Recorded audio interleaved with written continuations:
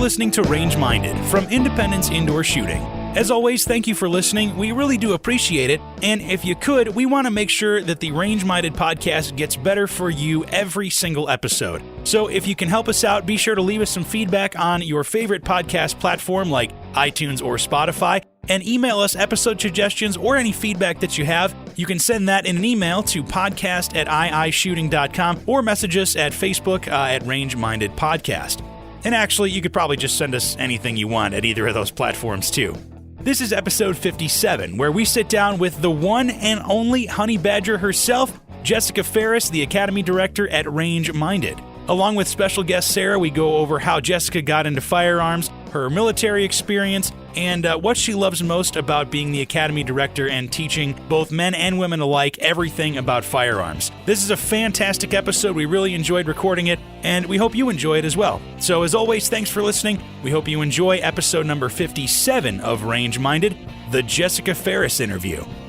Hello and welcome to Range Minded from Independence Indoor Shooting. My name is Mark Long, and I am joined by the ever-popular Steve Zimmerman.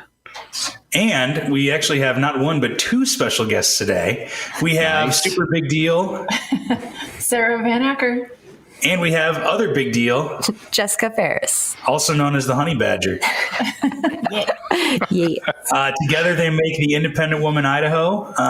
Both also instructors here at Independence Indoor Shooting. Jessica is the Academy Director as well. Yeah. And you guys know Sarah. She's been on this is your third time, isn't it? I think so, yeah. You've been on You're a reoccurring guest. Yeah, she's a big deal now. So She's even more taken of a big Steve's deal. job. Oh, wow. I just get Just slowly moving in here. He'll probably do better at it than I do, yeah. So we are here to talk about the Academy here at Independence Indoor Shooting and about training and about women in the shooting sports a little bit. Just kind of get to know Jessica a little bit more with the help of Sarah. I'm here for you. You're my wife. I need to know that. Okay. Yeah, I learned today that you guys spend basically all day together in the warehouse. All day. All day. I don't know how she's still married to me. When she's not there, I'm very bored. Yeah, because Jessica, we got a nickname for you on the podcast. I don't know if it's spread anywhere else. I'm not sure. I just know that I hide myself in the dungeon, so I don't know, but I'm sure. You're the Honey Badger. You don't give a damn.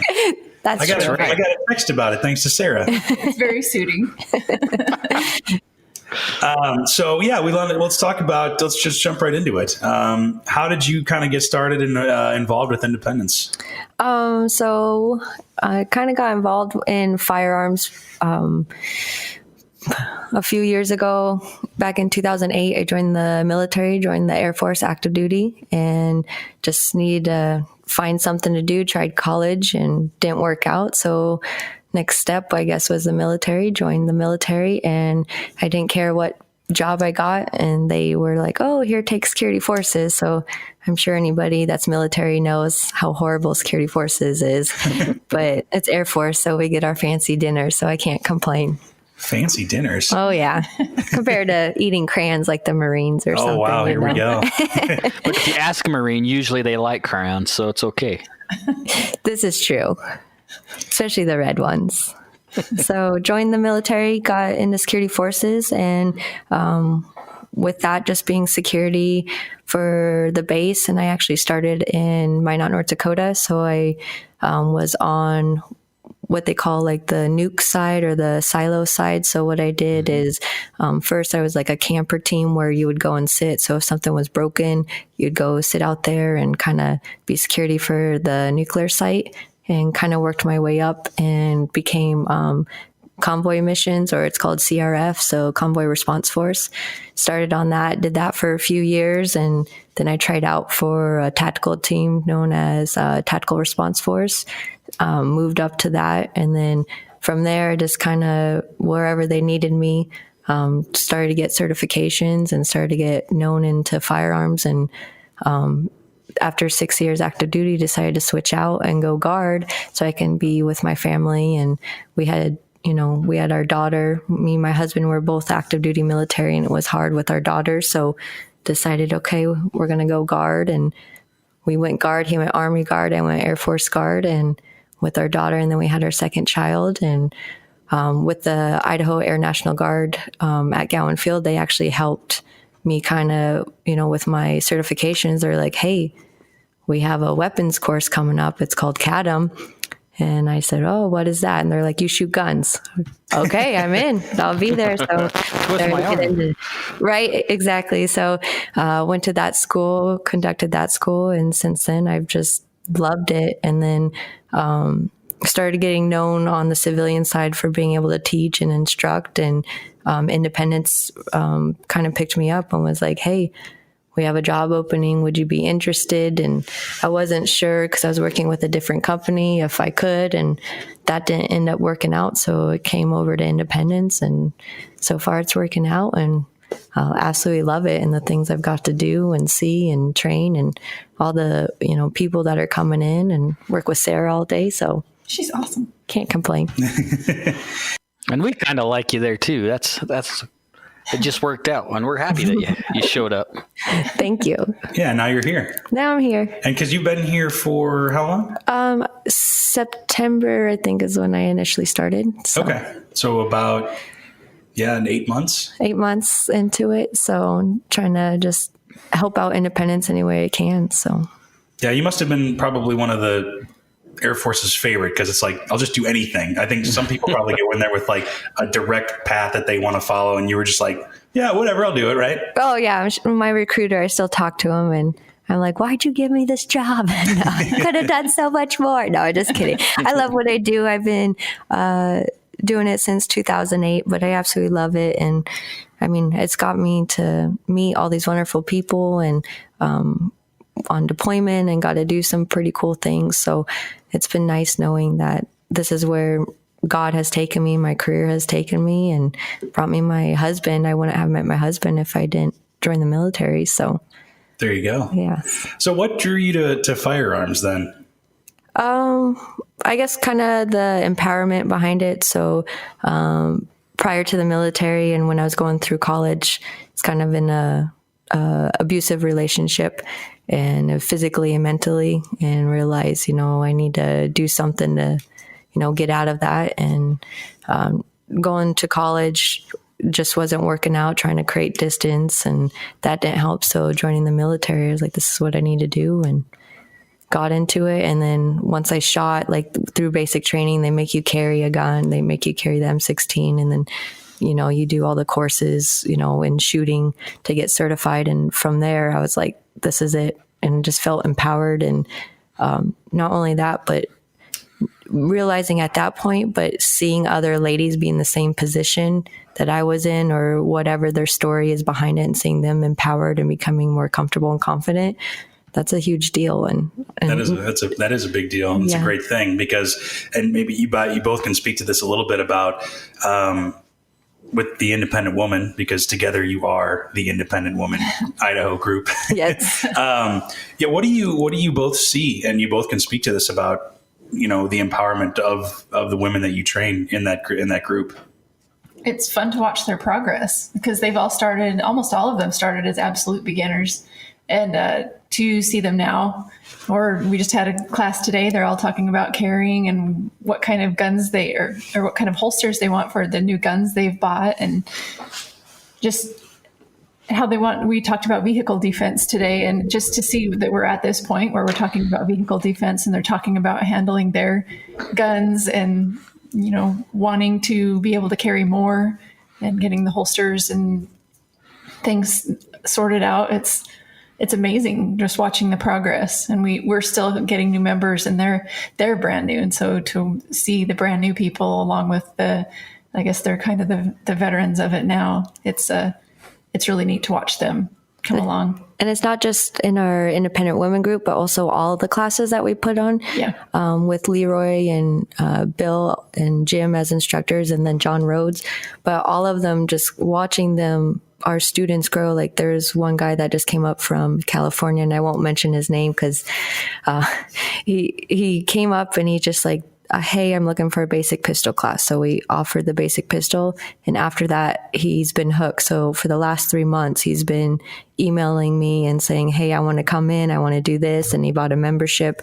And it's just watching, after you start to be comfortable with it, you keep at it and keep going. And now he's, carrying in the state of Idaho where he couldn't in California. And he, just that protection, knowing that you have it and being able to, show your rights that you have, and the classes that we offer, being able to help you feel, protected. And I try to do the best I can to accommodate as many people, whether it's competition or self-defense, or you're just looking just to shoot a gun. So an array of different variety of classes that we try to hit on. So. And that's one thing I think that the Academy's done super well is just the dynamic of classes that we have. Anything from, the beginners to working a gun in a car. That's not an easy thing to do. And there's so many things that, you can watch on YouTube, but until it's in practice, you realize how difficult it really is. And I think it's awesome that, there's a place in Idaho where people can go to get that education. And absolutely. And they're just and it's not a one-time thing. You keep coming back, keep training on it. I mean, Sarah and I are continuously training, and same with our other instructors. I mean, they've been running some competitions and are scheduled for competitions this summer. And then Sarah and I are hopefully going to be scheduled for a course. And I don't know, we were looking at a few pretty intense courses that we want the fun ones. But we're not sure if they really accommodate to everybody, but we're just looking at how awesome they are, and just kind of some SWAT team type of things that oh man, we're so not fun. Sure if we'll get approved to go, but we're trying. You don't know unless you ask. Exactly. So, and that kind of reminds me, Sarah, you told me that Jessica kind of has trained you. She was one of your instructors, right? Yeah. When I started out, Jessica was one of my instructors at the facility that I went to. And so I've known her for, quite a while now. And she really helped me a lot. I stuck with her for a long time because it was really nice to have a female instructor, quite a bit less intimidating given the situation that I had come out of. And she was always so patient, but at the same time, she pushed me very hard. I don't mind yelling at you. She knew what I was capable of, and seems to have a good idea of what everyone's capable of. And it was awesome. That's what kept me coming back, having that encouragement.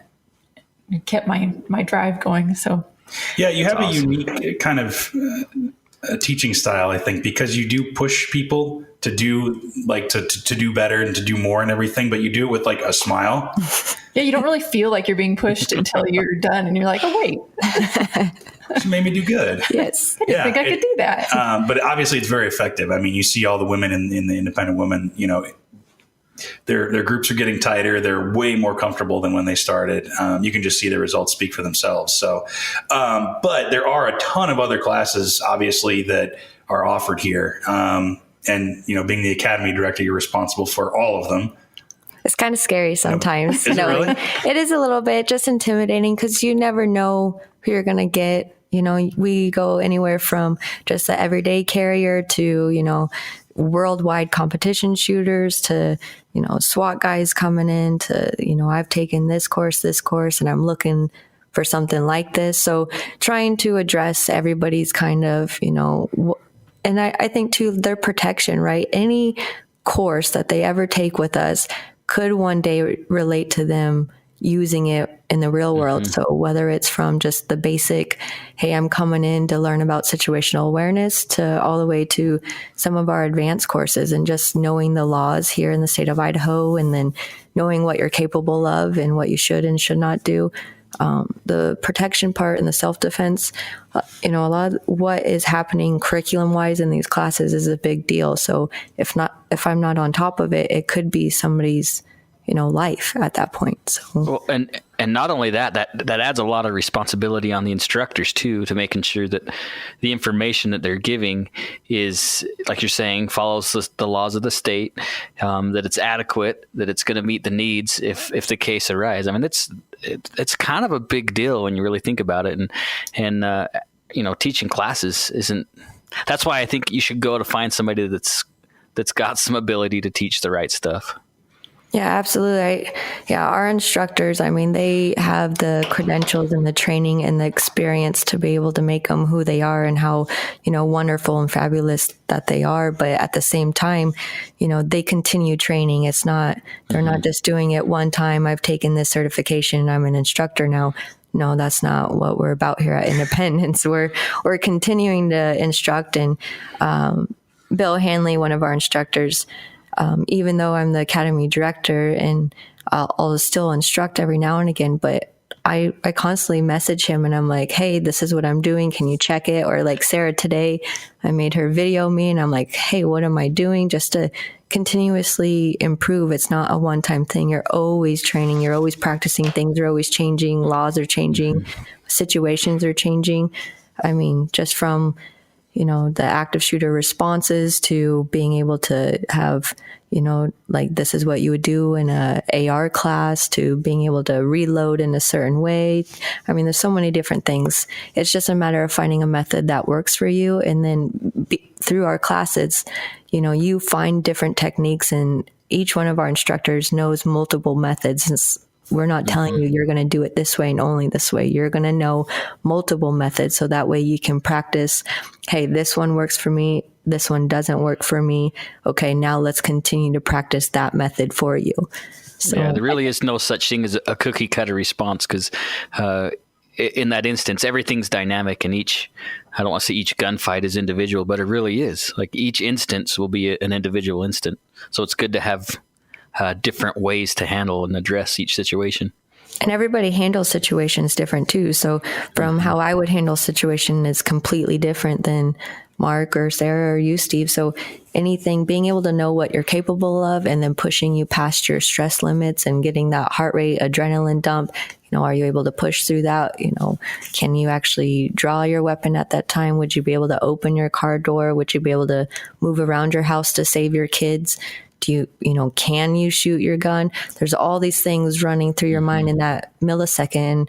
Our law enforcement guys, they come in and train and just talking to them, picking their brains every time I can. So I can make sure proper training and effective training is being conducted. It's not just, hey, I watched this YouTube and now I know everything. No, it's trying to put real world scenarios into the hands of our students and acknowledging, hey, this is what you can do and how you can be effective at it.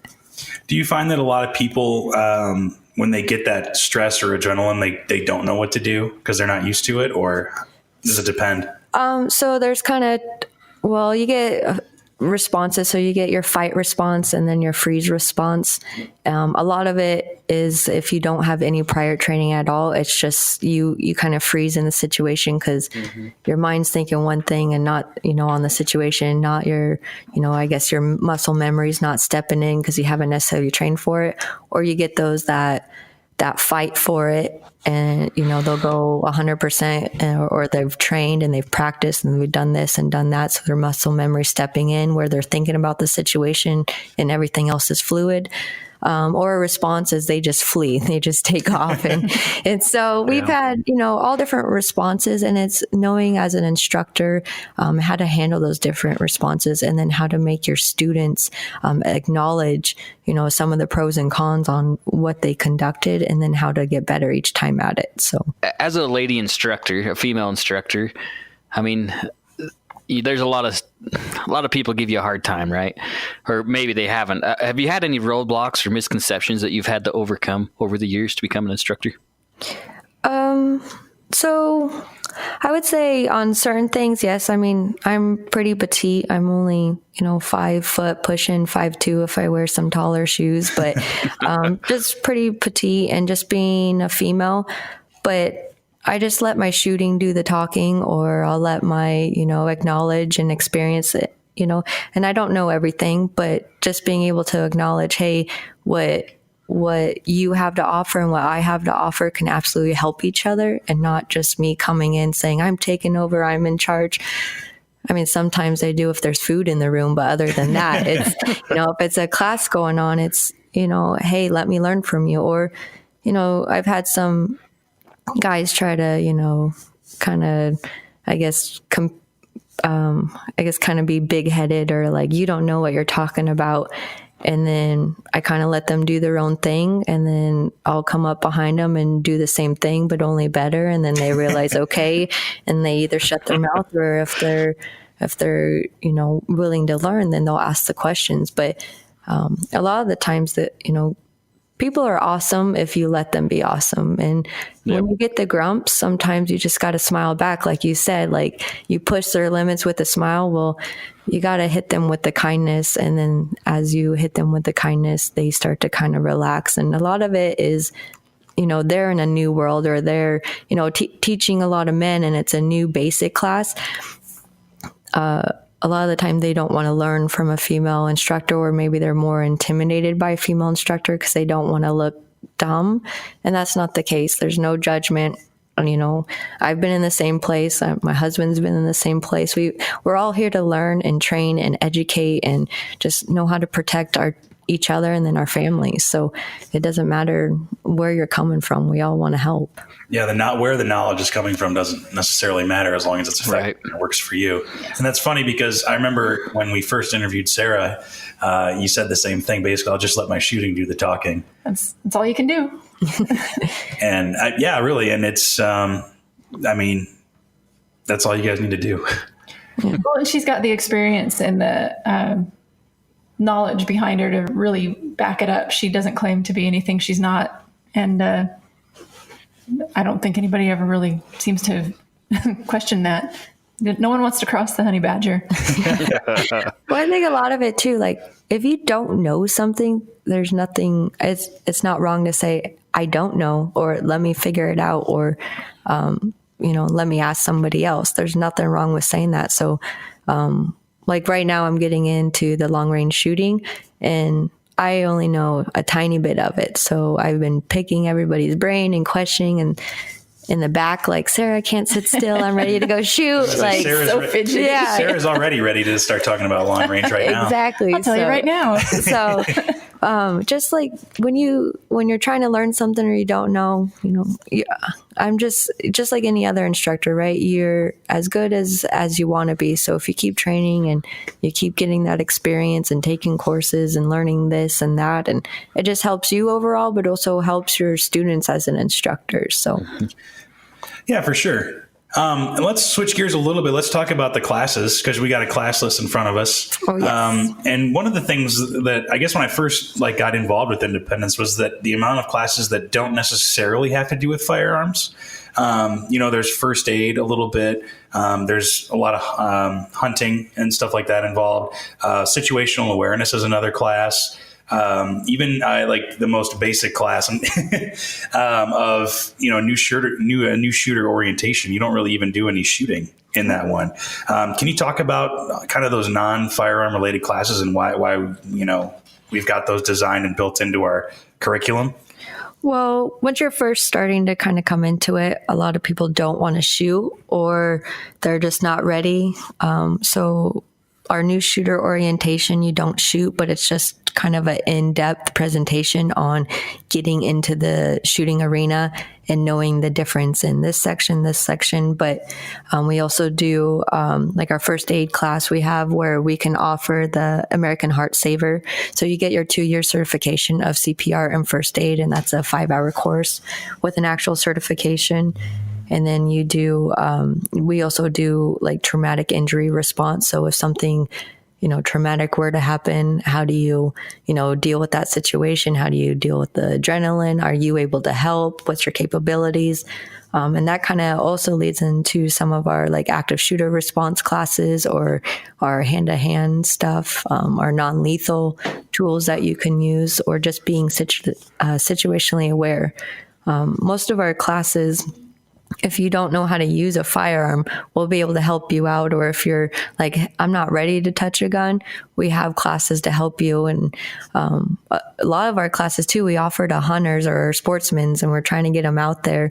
It doesn't necessarily seem like a gun range would have a lot of hunting classes, but we do offer a hunter's education here through Fish and Game.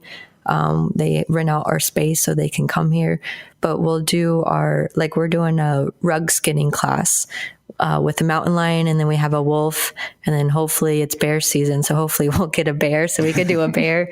But we offer where else do you get a class like that? right, where you actually get hands-on, and I mean you're going to put the gloves on, you're going to be able to grab the knife, you're going to be able to skin it, and it's not you sitting at home watching YouTube or trying to do it out in the field and you don't know what's going on. We have it here so you can practice it, and especially Idaho being such an outdoor country kind of state, we want to be able to adapt to everybody that we have coming in. So yeah. And are you a hunter, Jessica, or no? So I've done archery, but in North Dakota. And then since I've been here, my husband's been doing it, and then I was deployed. So it's been off and on. So my husband usually goes. So, and I'll watch the kids, but then I like take it back and I'm like, hey, I'm going shooting today. You got to watch the kids. So we have a good relationship that way. That's got to even out pretty well. It does. Yeah. Yeah. Because I know, obviously, Sarah, you go hunting pretty regularly. Yes, I'm a hunter. So, and Sarah doesn't share her food. So seems like you're very. Took a lot to get that. You had to work that out. You're so selfish. I'm a selfish person. How dare you not make me lunch too? Jeez. We've learned that Jessica loves food. That's what I picked up so far. Or I'm just starving. One or or you're the just starving because you're running around all the time. That's true. So let's dive in a little bit to the beginner basic pistol classes. Maybe somebody who, has shot a little bit, or they have maybe a gun or two, but they've never gotten any formal training. Do you think the best first step would be to take basic pistol, even if you've been around guns a little while? I would think basic pistol, or we offer a course through the National Shooting Foundation, Sports Foundation. It's called NSSF, called First Shots, and it's $35, and you come in and you learn the basic just intro into shooting guns, and then you actually get to shoot 22 caliber pistols as well as 22 caliber rifles, and we'll do 4 different actions on the rifles. So even if you're not interested in rifles, you don't have to shoot them, but if you are, you can say you at least got to shoot these, guns. So being able to step into the first shots or new shooter orientation where you don't actually have to shoot, you just come in and you learn a lot about the range and a lot about what guns are and are not. And from there, you kind of move into your basic pistol course. And then after basic pistol, we have an in-between course. So for those that have training but need to brush up, or they're just not ready for intermediate, it's called defensive pistol shooting. So that kind of bridges the gap between basic and intermediate. And then after intermediate, we have another one in between, and it's called speed shooting and drills. It's just additional practice, but where you really, really hone on your speed shooting and out of the holster, inside the waistband holster. And your accuracy, you'll come out feeling like a king or a queen because you're doing super great in that class. And then we offer our advanced pistol and then a low light. And that's kind of our pistol wise, but then we also offer AR classes too. So not only can you build your own AR, but you can actually come and shoot it through our basic AR class. And then you kind of move through the same steps of going to intermediate and so on and so forth. So, and you both went through the AR build class, right? Oh yeah. Try it out. That was awesome. Yeah, I've done it through, obviously the military and through my weapons training class, but it's just awesome doing it every time. And then now I can say I have this AR and this AR, and I did it myself. So it's a lot of fun knowing and just the education behind it. And I know Cody was on.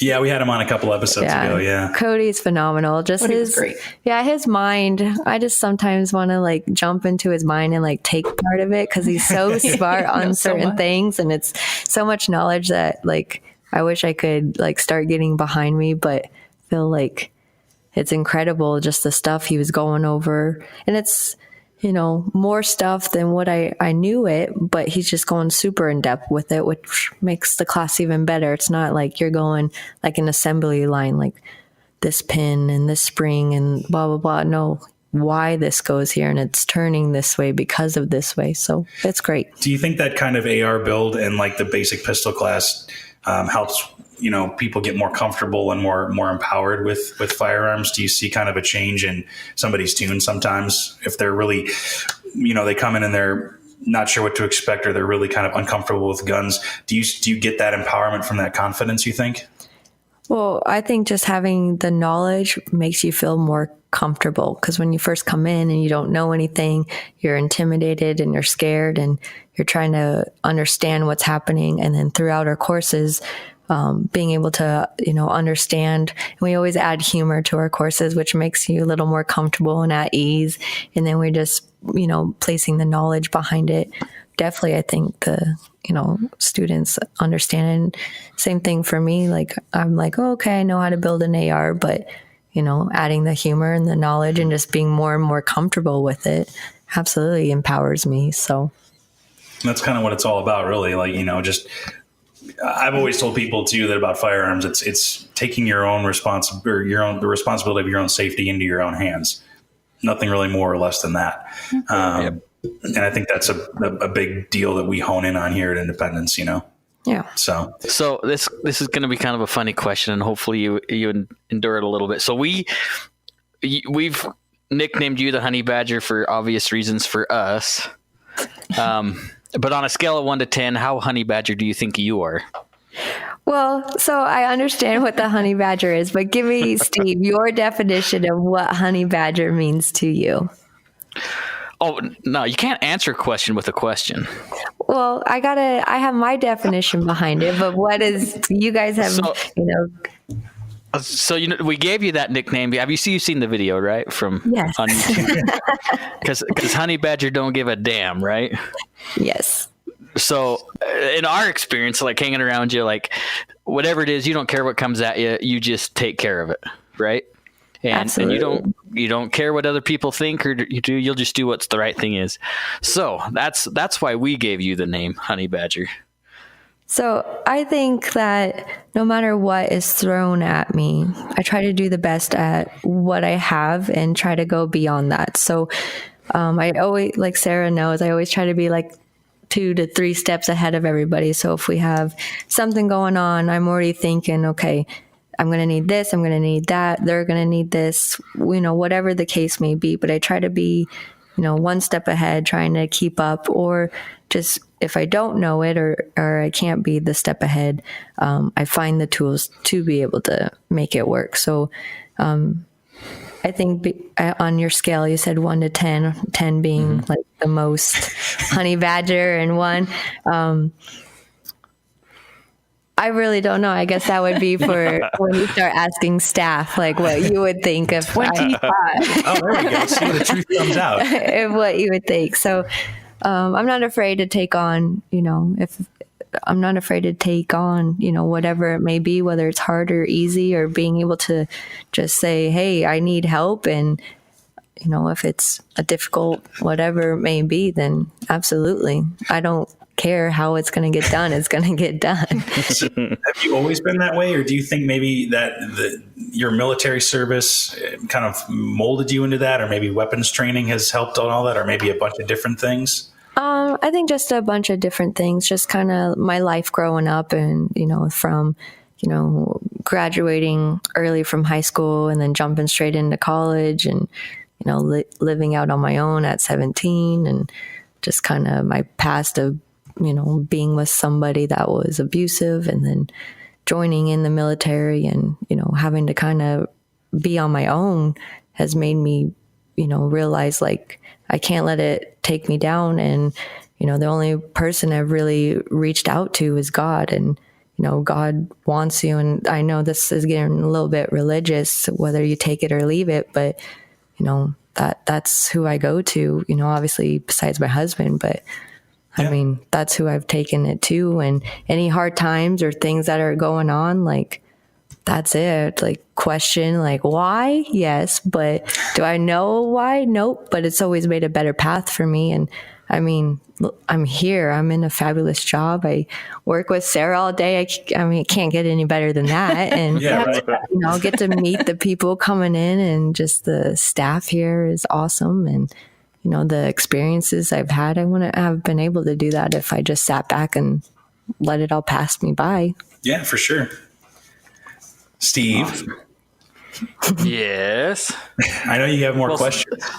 Well, honestly, she's answered most of these questions without even having me to ask them. That's how good she is. One step ahead.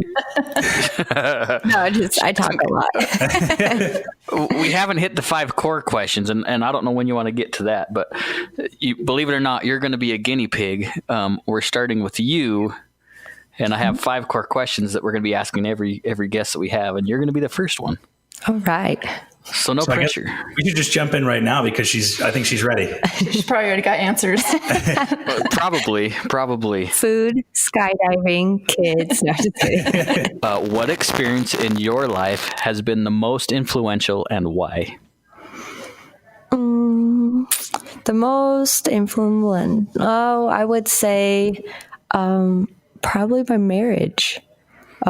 Marriage is hard. It's not easy. So, going through, just having somebody be there, and my husband and I are like total opposites. My husband's just like Sarah's, and then I'm just like Sarah's husband. So it's like a perfect work relationship because it's the same thing. But, I think that, if I didn't have that support factor, it'd be really hard. And my family and his family, all behind us standing, and then with my kids, I mean, that has really drove me to do the things I've done and, made me proud of what I've done because I've taken those opportunities because he's supported me throughout that entire thing. So, and we've had our ups and downs and we've had our fights just like any other marriage. But I think that has, if it wasn't for meeting him in the military, I mean, I seriously met him. It's funny because I went through, your training in school and then you get to your first duty station.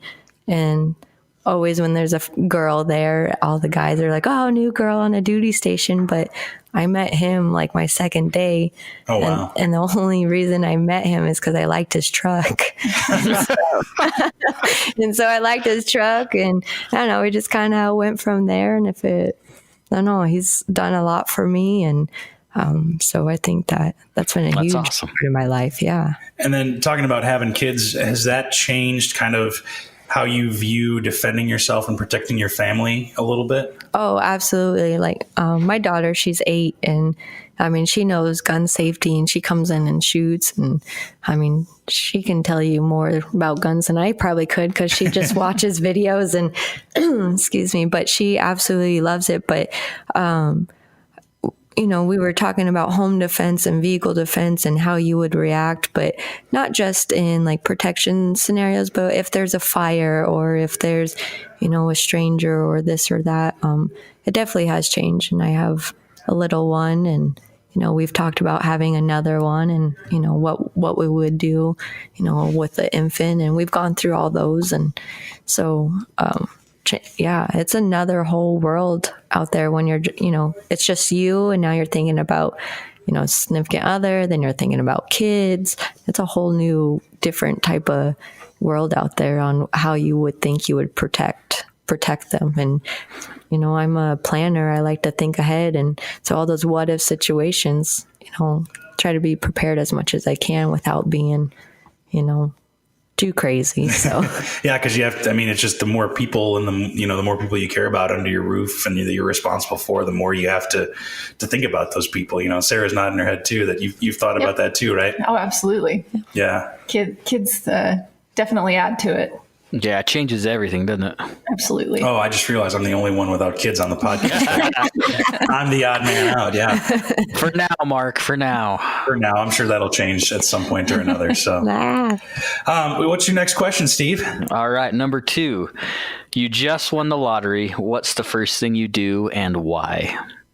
Just won the lottery. So the first thing I would probably do is invest my money. I would probably invest 75% of it because I know I would come buy guns at Independence. I have a lot on layaway or just so I would invest, but a lot of it I would probably pay off. Like my grandma's getting ready to retire, so I would, make sure she's comfortable. And then my mom and, of course, our families, I would take care of our families because I know they're going through hardships and hard times and it's not easy. So if I was able to help them, I would. And then I would definitely put away for college. Hopefully my kids, want to go to college. I don't know about kids now. Sarah tells me about some of her kids, and I'm like, I'm not ready for you to grow up. So they're still pretty young. It doesn't take long. No, it's just a blink of an eye. So, but that's probably what I would do. And then I'd probably maybe add, our house is tiny. It's maybe 1,100 square foot. So I'd maybe add one more, room. So if we did have another baby, we would have that extra room, but I probably want to change most of it because I'm pretty happy with what I got. So you wouldn't add a gun room? Well, we have one, but I don't know if I can put any more in there. And my husband, I don't know. My husband would probably want more fishing gear. I'd probably do, I guess I would, well, I know I've talked to you about this, Mark. I really want to go to Switzerland. Yeah. And so we'd probably go to Switzerland, and then Sarah would take me to New Zealand. And that's probably it. See, I don't know. Now we're getting to the fun stuff. You really are. You got it all figured out already. You got all the responsible crap out of the way. Now it gets real, right? Yeah, I would probably just do vacations because who doesn't love going, on vacations? And in Switzerland, they have, Bogus Basin is the mountain range, or not a mountain, but it's the ski resort here in town. And they've got that mountain coaster. And you were talking about, you just went zip lining last weekend or this week? Monday. They have kind of a giant mountain coasters in Switzerland and the Alps. Oh, so you'd probably be I've all seen over it. that. Yeah. I've tagged every time that one comes up because I like so many of those kind of posts. So they just keep popping up, and I don't know. I can't save money because I'm around guns all day. It's like a no win-win situation. Yeah. So. The struggle is real. Sarah's over here. I don't want to be any part of that mountain coaster. Oh, come on. You win the lottery, we'll talk about it. All right. There you go. Yeah. I'll go get some scratch tickets. You guys are going to go skydiving together too, right? I hope so. That would be awesome. That would be. I think we've convinced her. I think we convinced her to go skydiving, Jessica. Yeah, that's on the bucket list for me. Oh, I got you something. And then blindfold her like a kidnapper. Hey, by the way, we're going up 13,000 feet or whatever you Be ready. I think it would be the plane that would scare me more than anything else. Probably be happy to jump out. All rickety, scary plate. Yeah, those tin cans they put people in, man. It's you're ready to jump out of those things. So. Little fixed. They do it on purpose. Oh, really? Yeah, that's pretty cool. Yeah, he's wanting to get his pilot's license, but he's flown. I don't know how many, but he's flown those little fixed wings, and I'm just in the back, just enjoying it. At all about those little things. Yeah, not at all. Nice. All right, Steve, what else you got? All right, number 3. You ready for this one? Yes. What's your biggest fear? Something happening to my kids. Yeah, I fear that all the time. Something that I cannot control happening to my kids. So they're just so little and innocent. They're going to grow, and there's so many different things out there than. My daughter and my son, I mean, they're just like me.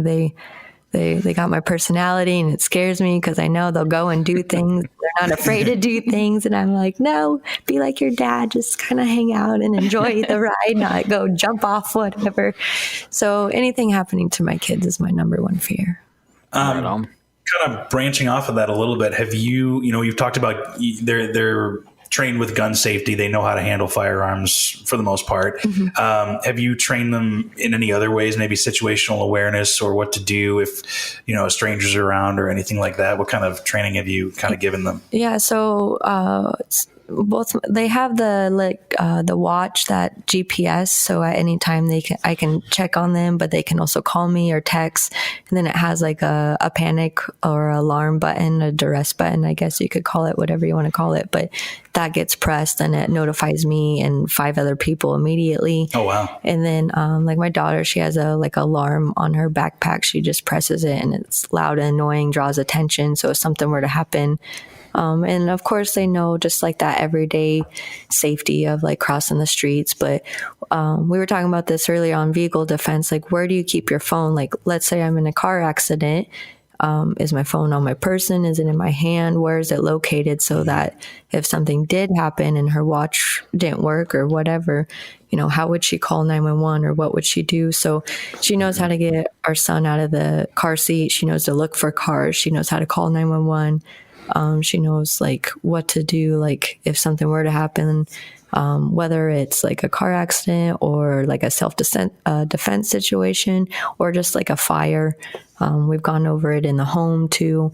We have different things that she's kind of set up, and it's not so much like paranoia, but at her age, you speak to the youth age, to the youth education at that level. So it's not to scare her or make her worried or anxiety.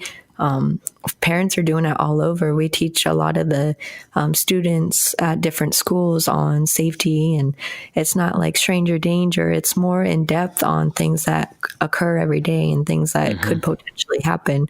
So being able to talk at that kind of, educational level, is great. So. Yeah. And I was going to ask, awesome. How do you kind of teach them without scaring them? Because obviously with an adult, I feel like it's different where you could be like, this is the consequences of your actions or the consequences that could happen if you don't think about it, and you don't want to scare your kids, right? You want to empower them. So how do you kind of walk that line?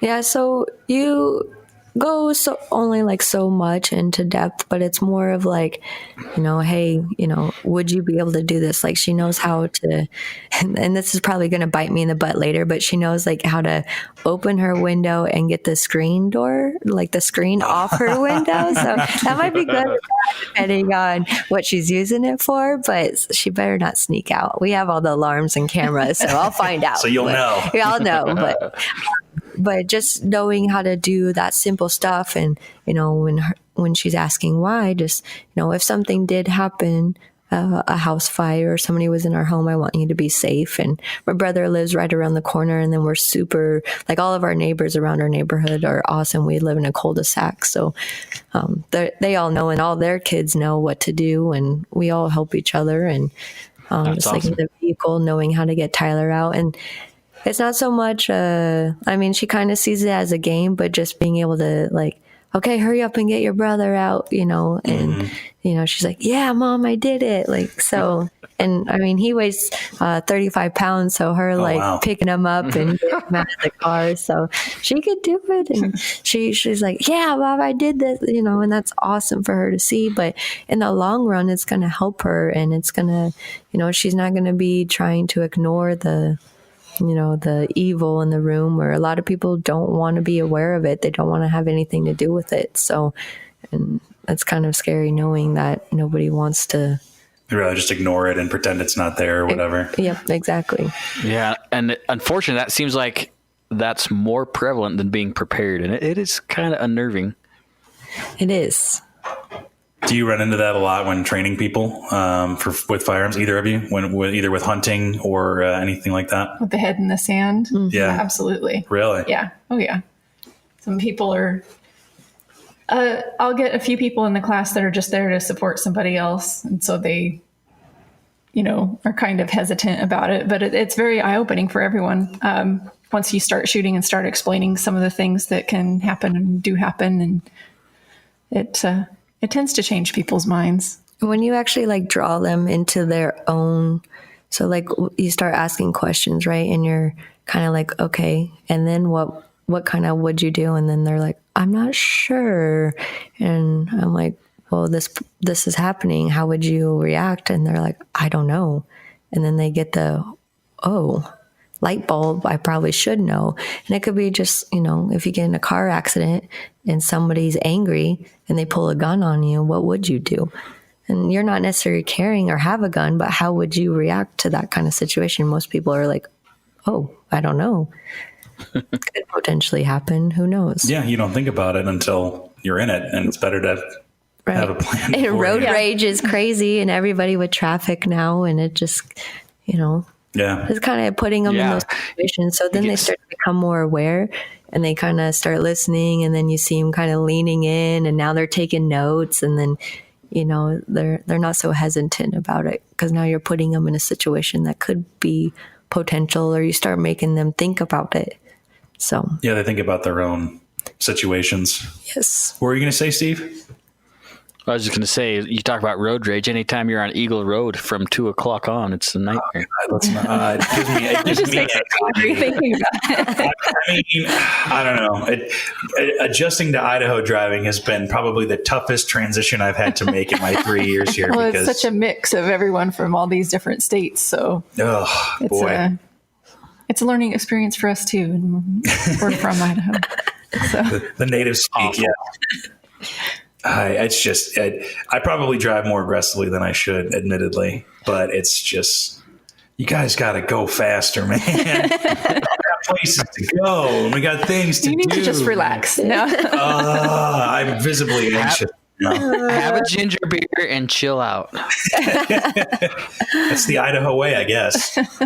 That's my way. What's question 4? Number 4, what would you say is your biggest achievement? Being a mom. Oh. Yeah. That childbirth is no joke. So my first one was in Minot, North Dakota. And so I didn't know I was pregnant. I was on that tactical team and ended up just getting, I used to fly in helicopters. So I would get sick on the helicopters and they're like, go get a physical done. So I did. And then came back saying that I'm almost 6 months pregnant. Oh my God. So no clue. And just thought I was gaining some muscle weight, I guess. No, it wasn't like a big belly yet or anything. And then from there was complete bed rest. But then she came 6 weeks early. Oh, wow. So we had a little amount of time to get prepared. And then just a whole birthing process, it being the first. And then my doctor passed away a few hours before I delivered. Oh my God. Just one thing after another. So the first birthing experience was pretty awful. And almost went in for, just emergency C-section because they didn't have a doctor. And then a foot doctor came in and delivered my baby. So it was, Wow. That was my story of. Didn't you know there's a difference between a pediatrician and a podiatrist? They just found the closest guy who was professional with a pedi, I guess. Exactly. And just, it was just intense. And then they tried to give me the epidural. But they tried to do the needle in the back and he missed. So he gave me the second dose of epidural. Yeah. Then I couldn't move anything. So it was, my husband just, every time he just rolls his eyes and just says, let's not talk about it. Man, I will say, I never thought we'd talk about childbirth on the podcast. So you didn't have Jessica on the podcast. You smashed that barrier, so thank you for that. But man, that's crazy. Running around and doing tactical stuff and being on helicopters and man. It was pretty fun. The guys from Tactical Response Force, if they ever listen to this and stuff, I mean, you hurry up and wait. So you're, the only other thing you have to do is go to the gym or do training. So that's what I was doing and trying to keep up with a whole bunch of guys and being pregnant on top of it. Didn't realize it. That's crazy. Didn't even know. So that, and then just my second one was a lot better. We had him here in Idaho, and that was a lot easier. I planned for that one. I was like, oh, I'm having contractions. They're like, no, you're not. I'm like, oh, yep, I am. And it's kind of I was like, I need medicine now. So we planned. I took a nap. It was more relaxing. And right before it wasn't as bad because now I knew the experience. And I'm sure every mother goes through their first birthing. It's unexpected. They don't know how to handle it. Yeah. And we didn't take we didn't have time to take Lamaze class or whatever other. Right, because you're on a tactical response team. Helicopters. They don't offer that. Well, she came so early and they put me directly on bed rest, so I couldn't do anything. I actually got in trouble because I went and ate at somebody's house, so they offered dinner, and I went over there, but I was supposed to be on bed rest, so I got a letter of reprimand because they offered me dinner, and I went over there, but I was supposed to be in bed, so. I was hungry. Yeah. So that was pretty funny. I can't, as somebody who moves around as much as you do, I cannot imagine you enjoying bed rest at all. Absolutely not. When I'm sick and I'm forced to stay home, it's so worse than actually being at work sick. So I'm that person that I try not to get everybody sick. So I'll quarantine myself, but I don't want to stay home either because that's just as bad. Sarah, you're not allowed at your desk. I'm sick. I tell her to stay home when she's sick, but she just kind of quietly sneaks in. Or Sarah will bring me my computer, like, because I left it here. Yes, so I could do work at home. Yeah. Oh man, that's crazy. That's a good story, though. That's a good story. Crazy. Yeah. Steve, what's your last question? All right. This is my favorite question. Okay. Say, who would you consider your greatest hero? My greatest hero, am I speaking like Jesus, or am I Just speaking whatever. Whoever. Who's your greatest hero? probably Jesus? Like, Right on. you can't get more than that. So There you go. that, and I don't know, so great. I don't even know what to say. So That's all you need to say. It's however you want to answer the question. So yeah. One thing I do actually want to ask, because I haven't gotten this, more my curiosity is, so you're training, I mean, obviously most of the training is in handguns, to get back to firearms a little bit. But you're trained in rifles and carbines and shotguns too, right? So through my like weapons courses and stuff that I've had to take, it's been from ARs to pistols to like machine guns, to this probably one of my funnest guns that I've ever shot is called the Mark 19 grenade launcher. Oh, wow. So I've shot that off of a tripod. Why and doesn't that surprise me? So it's so funny just because when we did shoot it from the Humvee, I was too short to like come out from from the turret, so I had to stand on an ammo can so I could stand up in the turret and be able to see. And then I don't know, that's probably one of my favorite guns that I've shot. I have some cool like pictures and videos from when I shot it, but that's cool. I wish we could have that at Independence. That would be too. Yeah, just Sarah back there on the Mark 19, right? That'd be awesome. Yeah, it's awesome. It's just, I mean, it's so freaking heavy, but does so much damage. And my husband actually, he actually got coined or awarded because he won one of our scenarios that we did. He carried, and I don't even know, it's like a 87-pound weapon. I would have to look at exactly how much it weighs, but it's freaking heavy. That's a lot. Yeah. So he's not only carrying the Mark 19, but he's It's like carrying around the deuce everywhere you go. Yeah, and then he's carrying the tripod with it, and then the assistant gunner's carrying the ammo. So, I mean, it's freaking heavy, but he actually won one of our like convoy scenario missions off of it in Guernsey, Wyoming. It's called Road Warrior, and I was on the sniper team for that, and Nice. I'm just watching him carry this thing up the hill. Like, I wish I had my phone and everything at that time, but carry that massive weapon up there, and That's crazy. He won our scenario for us, and I just watched him the whole time. I mean, I could have been probably sniping people, but watching my husband carry this big old weapon. Priorities. Yeah. But no, the reason I asked was, do you like shooting handguns or, rifles or carbines more, or shotguns, or does it matter? Really anything. I can't sit still about shooting long range, though. I know just a little, just enough to like give me a taste of it, but not enough to like go to a competition. So I'm like dying to, I can't sit still. I'm getting ready to take one of the courses with Mike Perkins and then Dennis Van Acker, Sarah's husband. So I can't wait. I bug her every day and like, can you tell me this? And she's like, just wait till the course. And I'm trying to buy a gun already. She's like, just wait. And like, calm down. I can't help myself. Pump the brakes there. On Instagram, like if you see like what I'm following, it's all like long range stuff right now because I'm just excited about it. So Nice, man. being able to shoot that far. And the reason I asked is, Sarah, when we had you on for the first time, we talked about how you had grown up kind of hunting with long guns and long range shooting, and you really hadn't had that much experience in handguns. In fact, I think they scared you, right? Yeah, because I didn't know anything about them. So yeah, it was all long guns, and so conquering them and learning everything about them was quite a big deal. Yeah. I enjoy it a lot. And now the roles are reversed with the long range shooting. Yep.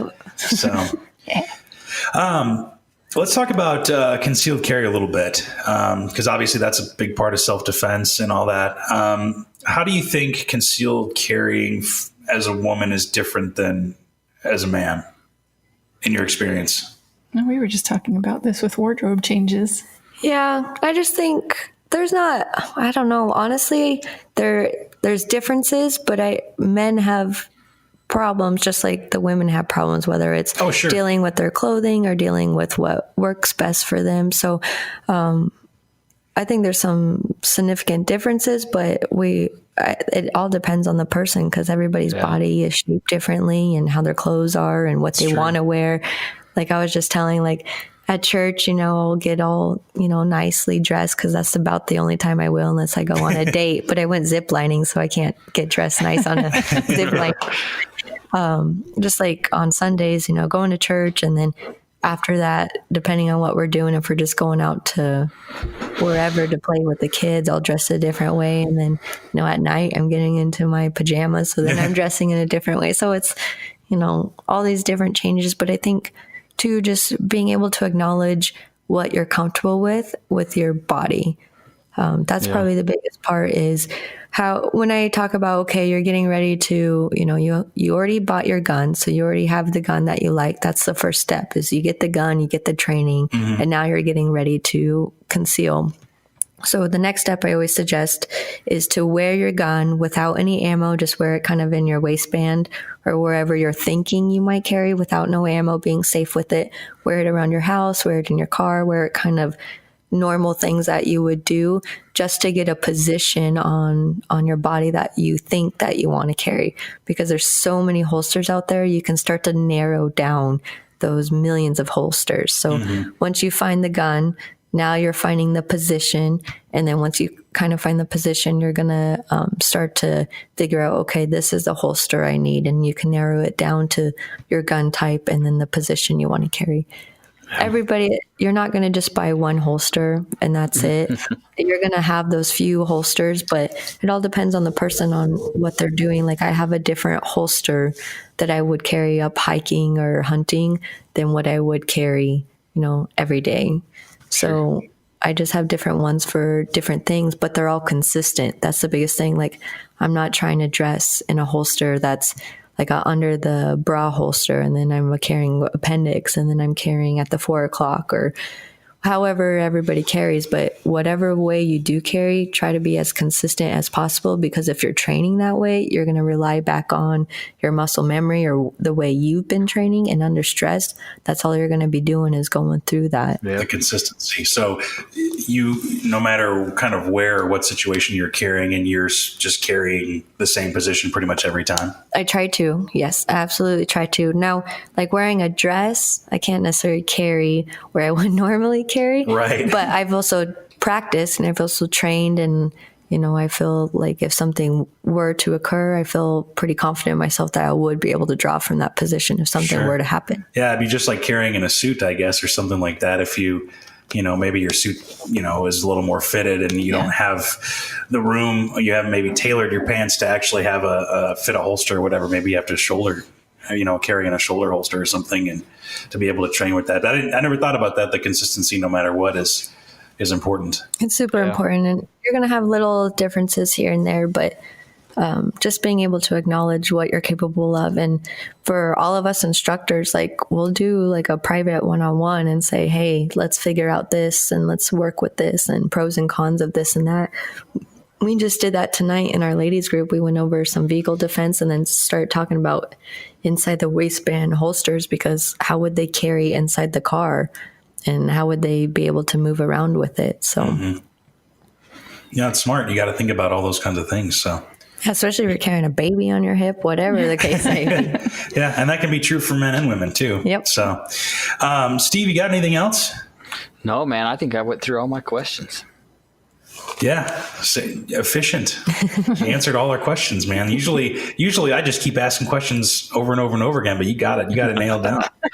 I'm the honey badger. Oh, she's embraced it now. That's wonderful. It's only because you two are here. Sarah, do you have anything that you want to ask yourself? See, we get called each other's names probably on a daily basis. So. Oh, really? Yep. Yeah. Say, hey, you in the back. People we've worked with for years. It's just like your kids, right? Like if you have like 5 kids and you go through every other kid's name before you get to the kid you want. That's kind of like Sarah and I. Just process of elimination. Exactly. You know who I whatever. Yeah. No, that's why George Foreman named all his kids the same name. George, and Georgina. No, Sarah, is there anything you wanted to ask Jessica that you maybe think that we missed, or anything you want to say to her, or tell her how awesome she is? She is awesome. It's so much fun to work with her, and she's an inspiration to me because she is such a hard worker. And she really is my work wife. She truly, truly is. I'm back there playing like whatever music, and then I'll get quiet, and then all of a sudden I'm like, la, la, la. Yeah. Did you say twerk music? Is that what you said? Earlier. Well, we go from 80s, and then I'll do classic rock, and then I'll go country, and then we were at that moment where we needed some twerk music, and then Little John came on. So anytime she would say something, I'd be like, yeah.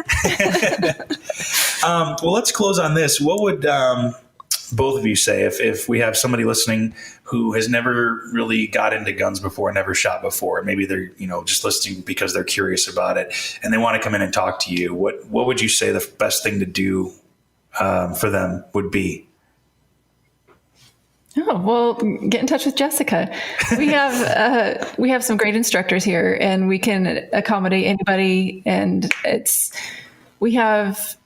we can address anybody's issues, and all the instructors teach just a little bit differently so that we can work with anybody, whoever's more comfortable with, anyone. We can work with that. And we're all a great bunch, and tooting my own horn. And it's any questions that anybody has, we can answer. Absolutely. Just send Jessica a quick email.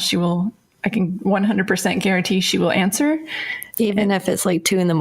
Yeah, I'm usually up. Especially at 2 a.m. That's when she does her best. That's what I text Sarah. Hey, what are you doing? But I think along the lines, if it's not, let's say you're not in the area for independence indoor shooting, just any type of training, just make sure that you're looking at the instructor's credentials and making sure it's a good instructor.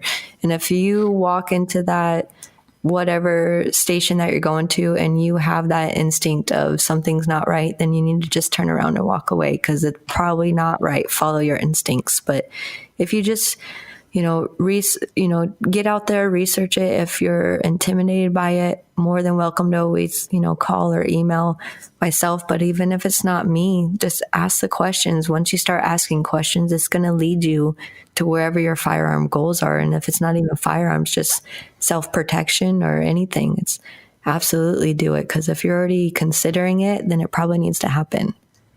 Yes. There you go. I think that's a great thing to close on, unless, Steve, you have anything else? No, I don't think so. Awesome. Well, Jessica, thank you so much for finally clearing some time in your schedule to be on the podcast. I'm sorry, Mom. No, don't be sorry. You're a busy woman. You got things to do. Mm-hmm. I mean, Sarah's busy too. I'm grateful that you have been on with us 3 times. Oh, it's fun to be here. Big deal Sarah is what we call her. So you can either be Big Deal Jessica, I guess, instead of the Honey Badger. But you sound like you've embraced it now. So. I like Sarah. She's a big deal. She is a big deal. You have no idea. She knows she's a big deal. I had to get her autograph because I'm afraid she's going to leave me. Get famous. But no, thank you too, Sarah. You're always a pleasure to have you on. Oh, thanks. And fun to be here. We hope you guys come on again on the you're podcast. Always welcome.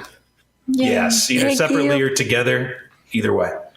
So, and if you guys want to get in touch with Sarah, Jessica, send us an email, podcast@iishooting.com, or send us a message on Facebook, facebook.com/rangeminded podcast. We'll put you in touch with them and they'll answer any questions that you have. So thanks for listening, and we'll talk to you next time. All right, guys. See ya. Bye. Bye, Steve. Thanks for listening to Range Minded. Find us online at Range Minded Podcast on Facebook, or send us an email at podcast@iishooting.com. We're always happy to get feedback, episode suggestions, whatever you want to send us, really. And be sure to subscribe to us on Apple Podcasts, Google Podcasts, Stitcher, and pretty much wherever else you get your podcasts from. Thanks for listening, and we'll see you next time.